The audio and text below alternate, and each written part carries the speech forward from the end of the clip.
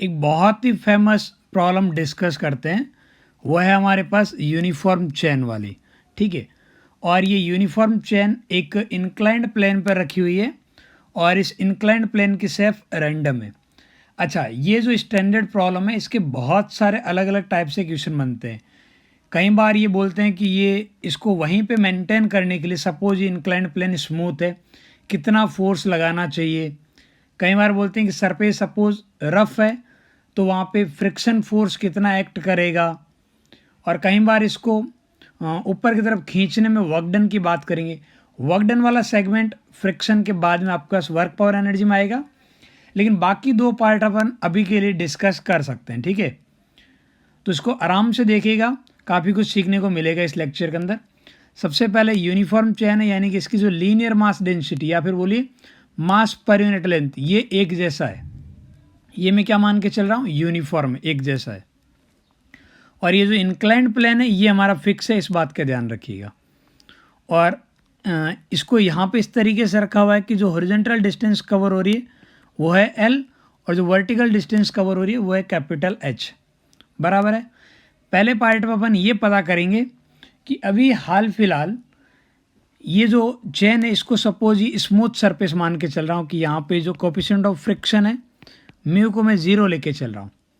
तो इसको अपनी जगह पे मेंटेन करने के लिए इस एंड को मिनिमम कितना फोर्स लगाना चाहिए, इस एंड पे मिनिमम कितना फोर्स लगना चाहिए, एफ मिनिमम की अपन बात करेंगे, ताकि ये वाली जो चेन है इस इंक्लाइंड प्लेन पे रह जाए। अब फोर्स नहीं लगाएंगे तो क्या होगा, तो ये स्लाइड होके नीचे आएगी, ये हमें पता है, ठीक है। अभी हमें इसके क्या बोलते हैं, सरफेस का कुछ आइडिया नहीं है कि नेचर किस तरीके से कर्वेचर बन रही है। तो मैं इसका एक छोटा सा सेगमेंट लेता हूँ। सपोज मैं इसका एक छोटा सा एलिमेंट लिया डी एल, ठीक है। इस पार्ट को जूम करके साइड में दिखा रहा हूँ, देखिएगा। ये एक एलिमेंटल लेंथ है डी एल। लेंथ इतनी छोटी ली है कि इस पार्ट को मैं ऑलमोस्ट स्ट्रेट लाइन मान सकता हूँ। और ये straight line let's suppose horizontal के साथ थीटा एंगल बना रही है, बराबर है। तो यहाँ पे ये वाली जो डिस्टेंस है इसको थोड़ी देर के लिए मैंने डी एल के दो कंपोनेंट ले सकता हूँ। एक कंपोनेंट इधर की तरफ हॉरिजॉन्टल डायरेक्शन वाले को डी एक्स मान लेता हूँ, वर्टिकल वाले को डी वाई मान लेता हूँ। और ये जो डी एल लेंथ पे जो चेन यहाँ पे रखी हुई है इसका एक एलिमेंटल मास होगा, और वो एलिमेंटल मास डी एम आप लिख सकते हो। यूनिट लेंथ पे मास है लेमडा, तो डी एल लेंथ हो जाएगा मल्टीप्लाई बाई डी एल। बहुत बढ़िया। अच्छा, आप सोचो कि सिर्फ ये वाला पार्ट अपने आप को यहाँ रखने के लिए इसको कितना एक्सटर्नल फोर्स की ज़रूरत है। ये वाली जो चेन है, आपको पता है इसकी टेंडेंसी ये चाहती है कि इस तरीके से डाउनवर्ड डायरेक्शन में स्लाइड हो जाए। तो इसका नीचे की तरफ एक फोर्स लगेगा, that is D M G sine theta, M G sine theta, ये लगेगा।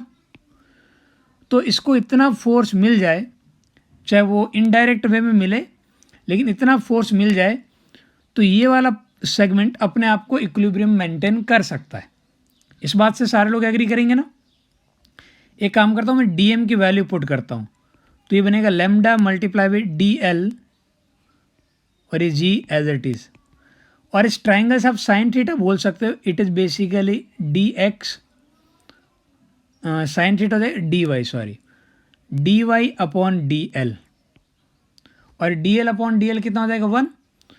तो यहाँ पे जो एलिमेंटल पार्ट पे जो एलिमेंटल फोर्स हमें ज़रूरत है मेंटेन करने के लिए, वो एलिमेंटल फोर्स मैं लिख सकता हूँ लेमडा जी डी वाई, चलेगा। अच्छा, इस पूरे चेन के हर छोटे छोटे सेगमेंट को कितने एक्सटर्नल फोर्स की ज़रूरत है मेंटेन रखने के लिए, उसकी बात कर लेता हूँ। तो मैं सारे डी एफ को न्यूमेरिकली ऐड करूँगा। डी एफ की डायरेक्शन हर जगह डिफरेंट होगी, इस बात का ध्यान रखिएगा बेटा, ठीक है। मैं इसको स्केलर फॉर्म में इसलिए ऐड कर रहा हूँ कि एक फोर्स दूसरे से, अब इसके जो आगे वाला सेगमेंट है वो इसके साथ बिल्कुल बहुत छोटे छोटे सेगमेंट ले रहा हूँ, तो ये ऑलमोस्ट एक ही लाइन इनडायरेक्ट वे में इसको ऊपर वाले सेगमेंट से ज़रूरत पड़ेगी, उसको और ऊपर वाले से मैं लगाऊंगा तो इनडायरेक्ट एक्सटर्नल वो तो यहीं लगेगा, लेकिन वो एक दूसरे के थ्रू लग के डायरेक्शन भी कंटिन्यूसली चेंज हो जाएगी। तो डायरेक्ट मैं डी एफ को इंटीग्रेट करूँगा। अच्छा, लिमिट देखो, यहाँ डी वाई की लिमिट कब, जब डी एल यहाँ कहीं होगा स्टार्टिंग में, तो यहाँ वाले पार्ट को यदि मैं 0 मान लेता हूँ तो मैक्सिमम कैपिटल एच हाइट तक जाएगा। तो अप्लाइड फोर्स एफ कितना आ जाएगा, लेमडा जी डी वाई का integration Y upper limit minus lower limit, तो ये आ गया।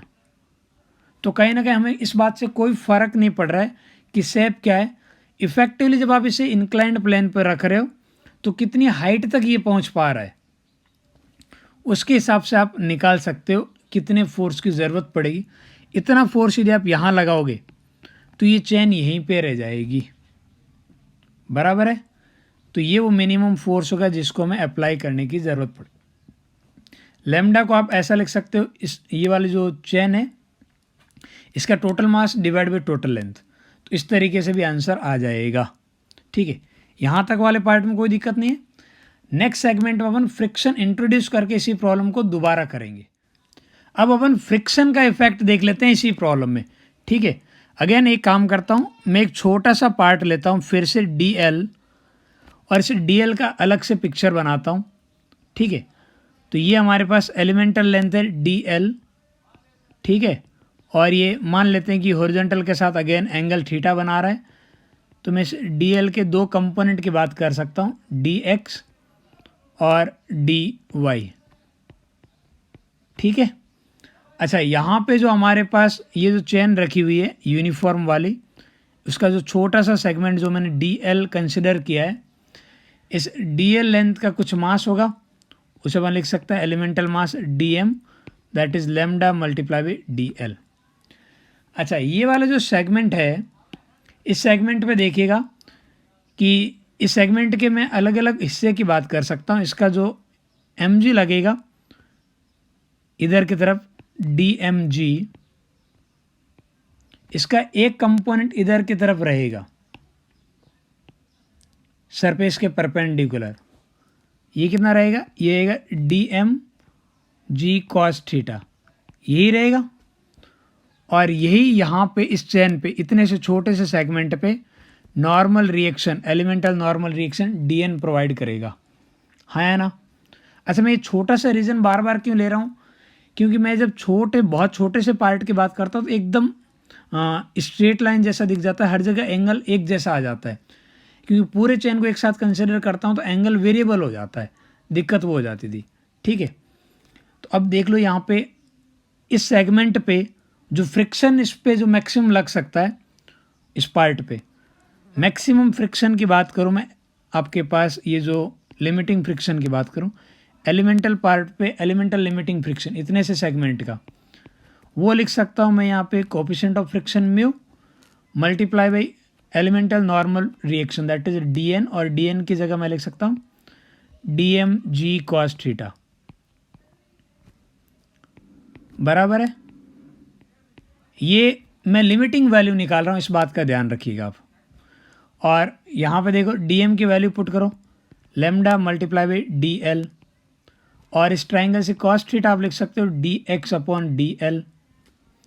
तो एक तरीके से ये एलिमेंटल लिमिटिंग फ्रिक्शन इस छोटे से सेगमेंट पे वो कितना आ रहा है, mu multiply by lambda ji d x. अब हर एक छोटे छोटे सेगमेंट की बात करूँ, इस पूरे सेगमेंट पे हर जगह जो लिमिटिंग फ्रिक्शन रहेगा उसकी इफेक्टिव वैल्यू यदि चेक की जाए तो मैं इस पार्ट को इंटीग्रेट करूँगा, सब जगह ऐड कर लूँगा, हाँ ना। और लिमिट कहाँ से कहाँ चली जाएगी, लिमिट चली जाएगी 0 to L, क्योंकि आप x के रेस्पेक्ट में डिफरेंशिएट कर रहे हो। तो ये टोटल लिमिटिंग फ्रिक्शन इतना मैक्सिमम लग सकता है। ठीक है, अभी मैं स्टैटिक पे ही जा रहा हूँ, तो आप डायरेक्शन को लेके बता सकते हो कि वो कहीं भी ज़रूरत के अनुसार चेंज हो सकती है।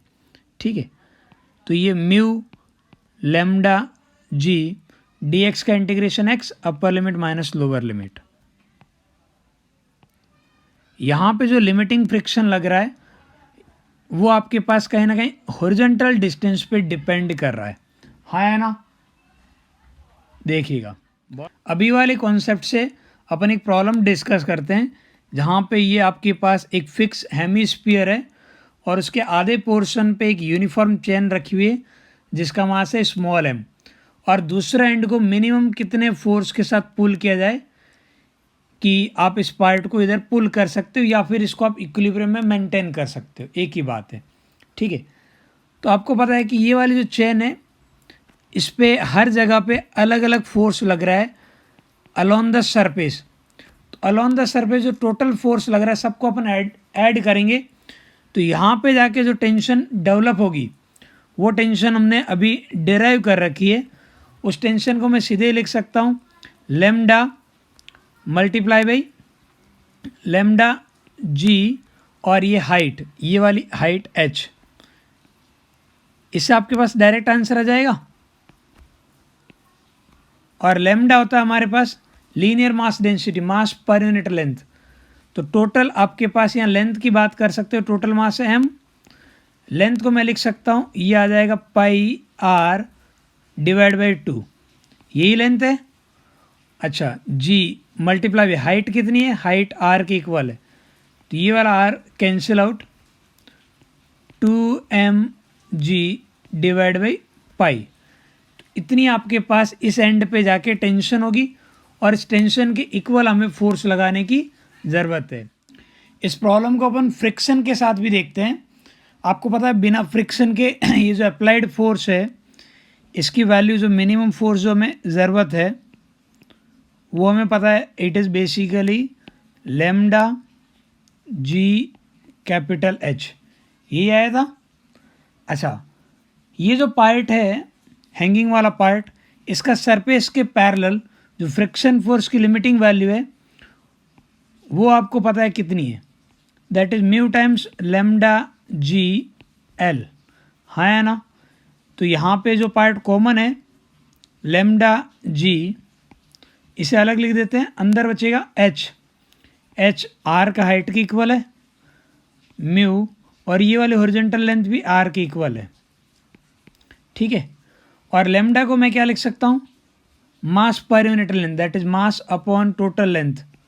टोटल लेंथ कितनी है, पाई r बाई 2, यही है। r अंदर से कॉमन आ जाएगा, क्या बनेगा 1 प्लस म्यू, ये r से r cancel out, 2 times mg 1 plus mu divide by pi. अच्छा, इस प्रॉब्लम को आप ऐसे समझो, थोड़ा सा जिनको अजीब लगाओ, आप ये सोचो कि नॉर्मल इंक्लाइंड प्लेन है और इस इंक्लाइंड प्लेन पे एक यदि ब्लॉक को अपन रख देते हैं और इसको ऊपर की तरफ फोर्स लगाना पड़े, यदि स्मूथ सरफेस है तो आप क्या बोलोगे, स्मूथ सरफेस पे applied force mg sine theta के इक्वल रहेगा, हाँ है ना। और यदि यहाँ पे म्यू भी आ जाए कोएफिशिएंट ऑफ फ्रिक्शन, तो आप ऊपर की तरफ पुल करने के लिए फ्रिक्शन फोर्स के अगेंस्ट भी आपको एक नया फोर्स लगाना पड़ेगा, that is mu mg cos theta. ठीक है, तो ये दोनों पार्ट आएंगे। ऊपर पुल करने के लिए जो अप्लाइड फोर्स की ज़रूरत पड़ेगी वो हम बात कर रहे हैं, तो इतना रहेगा। ठीक है, तो यहाँ पे उस पर्टिकुलर जो हमने अभी रिजल्ट डिराइव किया है, ये वाले रिजल्ट की बात कर रहा हूँ मैं। इंक्लाइंड प्लेन पे मैंने फ्रिक्शन के साथ जो लिमिटिंग फ्रिक्शन आ रहा है mu times lambda G L, और एक आपके पास जो इंक्लाइंड सरफेस के अलॉन्ग जो आपके पास ग्रेविटी वाला फोर्स है लेमडा जी एच। ये काफ़ी यूज़फुल है, आपको आगे से याद है। कुछ सेकंडों में सॉल्व होने वाली एक प्रॉब्लम है, उसे देख लेते हैं। बिल्कुल सेम कॉन्सेप्ट पे है। यहाँ पे एक फिक्स वेज है और दोनों साइड में इसके जो एंगल है अल्फ़ा और बीटा डिफरेंट है। इसके ऊपर एक यूनिफॉर्म चेन रखी हुई है, बिल्कुल वेज स्मूथ है, कहीं कोई फ्रिक्शन नहीं है। और इस यूनिफॉर्म चेन के जो दोनों एंड है वो आपके पास सेम हाइट पे है। ठीक है, ऑफकोर्स दोनों की लेंथ डिफरेंट होगी एंगल डिफरेंट होने की वजह से। अब आप बोल रहे हो इस चेन को आप जैसे ही रिलीज करोगे उस मोमेंट पे इसका एक्सेलरेशन कितना होगा। ठीक है, अच्छा, इधर वाला जो पूरा सेगमेंट है वो नीचे की तरफ एक ग्रेविटी से पुल करेगी। ठीक है, और इधर वाले सेगमेंट को ग्रेविटी इधर की तरफ पुल करेगी। अब फोर्स जिधर ज़्यादा होगा उधर की तरफ स्लाइड कर जाएगी। और ग्रेविटी कितना पुल करेगी ये हमने अभी अभी डिराइव किया है, दैट इज आता है आपके पास लेमडा जी एच। क्या दोनों पार्ट के लिए लैम्डा इक्वल है? लैम्डा इज बेसिकली लेंथ, मास पर यूनिट लेंथ। तो यूनिफॉर्म चेन है तो ये दोनों के लिए एक जैसा है, जी तो एक जैसा ही है। क्या दोनों सेगमेंट की हाइट इक्वल है? बिल्कुल इक्वल है। तो ग्रेविटी दोनों पार्ट को इक्वल फोर्स के साथ सरफेस के अलॉन पुल करेगी। यदि इक्वल फोर्स के साथ पुल करेगी तो दोनों पार्ट इक्विलिब्रियम में रहेंगे, यानी कि ये वाली जो यूनिफॉर्म चेन है वो स्लाइड नहीं करेगी। नहीं करेगी तो इसका एक्सेलरेशन कितना आएगा? 0। ठीक है, काफ़ी बढ़िया